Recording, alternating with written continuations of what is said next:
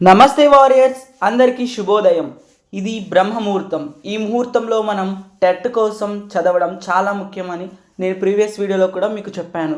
అయితే నాకు exam date వచ్చేసి 18న పడింది మార్నింగ్ సెక్షన్లో. సో 18న అంటే ఇంకా 1 వీక్ టైం ఉంది. సరిగ్గా గురువారం రోజు ఎగ్జామ్ ఉంటుంది. సో ఇప్పుడైతే నేను ఒక విషయం మీతో షేర్ చేసుకోవాలనుకుంటున్నాను. అది ఏంటన్నది వీడియో చివరిలో చెప్తాను. సో ఫ్యూచర్ టీచర్స్, ఇప్పుడైతే నేను రివిజన్ చేసుకుంటున్నాను తెలుగు గ్రామర్. ఆ టాపిక్ వచ్చేసి ఛందస్సు. ఛందస్సులో మనకు గురువు లఘువులు వీటన్నిటి గురించి చూస్తున్నాము. ఛందస్సు అంటే పద్య లక్షణాలను తెలియజేసేది ఛందస్సు కదా. సో ఇక్కడ నేను ఒక గణం వచ్చినప్పుడు 2 గణాలు, 3 గణాలు, 4 గణాలు, సూర్యగణాలు, చంద్రగణాలు, ఇలా టోటల్గా రివిజన్ చేసుకుంటున్నాను ఫ్యూచర్ టీచర్స్. ఇక్కడ మీరు అబ్జర్వ్ చేశారంటే నేను ఒక పట్టిక వేసుకున్నాను. ఈ పట్టికలో ఏంటంటే మనము అచ్చులన్నీ ఒకవైపు రాసుకోవాలి. ఒక హల్లు ఏదైనా కానీ క కానీ ఘా కానీ తీసుకొని కా ప్లస్ ఆ కా, కా ప్లస్ ఆ ఖా, కా ప్లస్ సి కీ, ఈ విధంగా నేనైతే పట్టిక తయారు చేసుకున్నాను. దీనివల్ల ఈజీగా గుర్తుంటుంది. అండ్ ఆ తర్వాత నేను గురువుల యొక్క లక్షణాలు 7 ఉన్నాయి.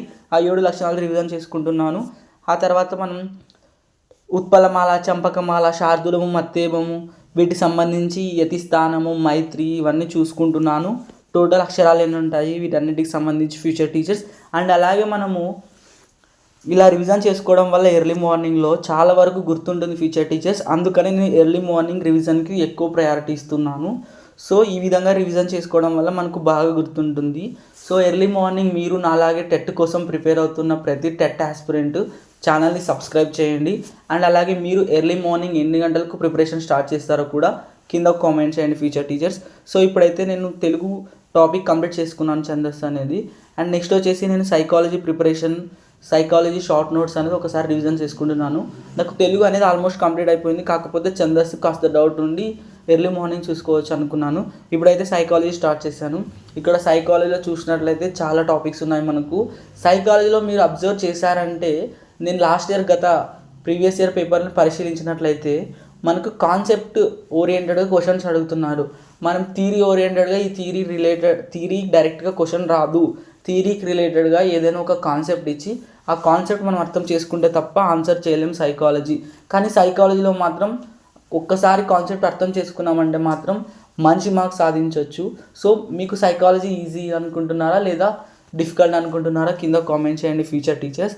సో ఈ విధంగా నేనైతే టోటల్గా గ్రోత్, డెవలప్మెంట్, మెచ్యూరిటీ, ఇక్కడ స్టేజెస్ ఆఫ్ డెవలప్మెంట్ అయితేనేమి, dimensions of development, physical development, cognitive development, emotional development, social development, moral development, language development, ఈ విధంగా ఒక్కొక్కటి చదువుతున్నాను. అండ్ ఈ విధంగా చదువుకోవడం వల్ల మనకు బాగా గుర్తుంటుంది ఫ్యూచర్ టీచర్స్.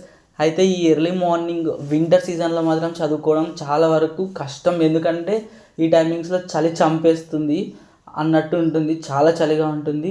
అయినా మన గోల్ని రీచ్ అవ్వడం కోసం మనం చదవాలి. ఇది మన ఒక్క లక్ష్యాన్ని సాధించుకోవడానికి ఇప్పుడున్న తక్కువ టైంని యూటిలైజ్ చేసుకోవాలి. అండ్ అలాగే నేనైతే మీతో ఒక విషయం చెప్పాలనుకుంటున్నాను కదా. ఈ సైకాలజీ ప్రిపరేషన్ మొత్తం కంప్లీట్ అయిపోయాక చెప్తాను. అదేంటంటే ఇక్కడ టోటల్గా సైకాలజీలో మనకు కాగ్నిటివ్ డెవలప్మెంట్ అయితేనేమి, వైగాట్స్ థియరీ, సోషో కల్చరల్ థియరీ అయితేనేమి, ప్రతిదీ కూడా ఇంపార్టెంటే. Inclusive educations, progressive educations, national curriculum framework, ఆ తర్వాత డిజేబుల్డ్స్ చిల్డ్రన్స్ కోసం ఉన్న, స్పెషల్ నీడ్స్ చిల్డ్రన్ కోసం ఉన్న right to education act article 21, ఈ విధంగా ప్రతి ఒక్కటి కూడా ఇంపార్టెంటే, దేన్ని కూడా నెగ్లెక్ట్ చేయొద్దు. అండ్ అలాగే మనకు నిన్న ఫస్ట్ డే ఎగ్జామ్ అయితే కండక్ట్ చేశారు కదా. నిన్న పేపర్ పరిశీలించినట్లయితే ఎక్కువగా రక్షక తంత్రాల గురించి క్వశ్చన్స్ వచ్చాయి. రక్షక తంత్రాలు అనేది చాలా ఇంపార్టెంట్. ఈ రక్షక తంత్రాలను ఇంగ్లీష్లో డిఫెన్స్ మెకానిజం అంటాము. దీన్ని సిగ్మండ్ ఫ్రాయిడ్ అనే సైకాలజిస్ట్ డెవలప్ చేశారు. ఇందులో ఈగో, సూపర్ ఈగో వీటి గురించి ఉంది. సో ఒకసారి దాని మీద కూడా ఫోకస్ చేయండి, సిగ్మండ్ ఫ్రాయిడ్ ఇచ్చిన డిఫెన్స్ మెకానిజం గురించి. సో ఫ్యూచర్ టీచర్స్, ఈ విధంగా కష్టపడుతున్నాం మనం. ఒక మిడిల్ క్లాస్ ఫ్యామిలీ నుండి వచ్చి ఇప్పుడు బీఎడ్ కంప్లీట్ చేసుకున్న ఒక ఫ్రెషర్గా మళ్ళీ జాబ్ చేస్తూ ప్రిపేర్ అవ్వడం చాలా వరకు కూడా నాకైతే కష్టంగా అనిపిస్తుంది. కానీ నా గోల్ని రీచ్ అవ్వాలన్న ఒకే ఒక ఉద్దేశంతో ప్రిపేర్ అవుతున్నాను. అయితే ఈ ప్రిపరేషన్లో నేను వింటున్న మాటలు ఏంటంటే, జాబ్ కావాలంటే సీరియస్గా ఉండాలి, జాబ్ చేస్తూ ఇంకొక టీచర్ జాబ్ కోసం ఇలా టెట్ క్వాలిఫై అవ్వడం చాలా కష్టం అంటూ మాటలు వినపడుతున్నాయి. అయితే చాలామంది నా వెనకాల మాట్లాడుకోవచ్చు. నేనైతే వాళ్ళని పట్టించుకోననే చెప్తున్నాను. ఎందుకంటే ఇప్పుడు నేను నా ప్రయత్నం నేను చేస్తున్నాను. చాలామంది చెప్తున్నారు ఇప్పుడు బీఎడ్ ఇయర్ కంప్లీట్ అయిపోయింది, ఈ ఫ్రెషర్స్ మీరు మీకంటే ముందు నుంచి లక్షల మంది ప్రిపేర్ అవుతున్నారు, మీరు వాళ్ళని బీట్ చేయలేరు, వాళ్ళకంటే ఎక్కువ తేలేరు. సో ఓకే, నేను ఒప్పుకుంటాను వాళ్ళకంటే నేను ఎక్కువ తీసుకురాలేని మార్క్స్ అయితే, కానీ నా ప్రయత్నాన్ని మాత్రం నేను ఆపనని తెలియజేస్తున్నాను. ఇప్పుడు నేను టెట్లో నువ్వు జస్ట్ క్వాలిఫై అవ్వు చాలన్న వాళ్ళు కూడా ఉన్నారు. సో ఓకే, నేను జస్ట్ క్వాలిఫై అవ్వడానికైనా ట్రై చేస్తున్నాను. ట్రై చేయడం అయితే తప్పు కాదు కదా. సో నేను ఇప్పుడు కూడా మీకు తెలియజేస్తున్నది ఏంటంటే, ఈ టెట్లో నేను 150కి 140 తీసుకొస్తా, 130 తెస్తా అని అయితే చెప్పడం లేదు. నేను జస్ట్ ట్రై చేస్తున్నాను యాజ్ ఎ ఫ్రెషర్.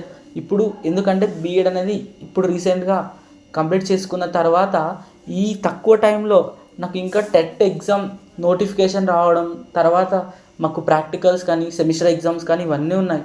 ఆ తర్వాత మేము రీసెంట్గా 1 మంత్ నుంచి ప్రిపరేషన్ స్టార్ట్ చేసాం ఫ్రెషర్స్. అయితే ప్రిపేర్ అవుతున్న వాళ్ళకి ఇలా నెగిటివ్గా మాట్లాడడం వల్ల చదవాల్సిన విషయం కూడా వాళ్ళకు గుర్తుండకుండా ఈ విషయాలే గుర్తుకొస్తాయి. సో ఇలా మాత్రం ఎవరు డిస్కరేజ్ చేయొద్దు. So all the best. టెట్కి ప్రిపేర్ అవుతున్న ప్రతి టెట్ ఆస్పిరెంట్ కూడా ఎవరిని పట్టించుకోవద్దు. సబ్స్క్రైబ్.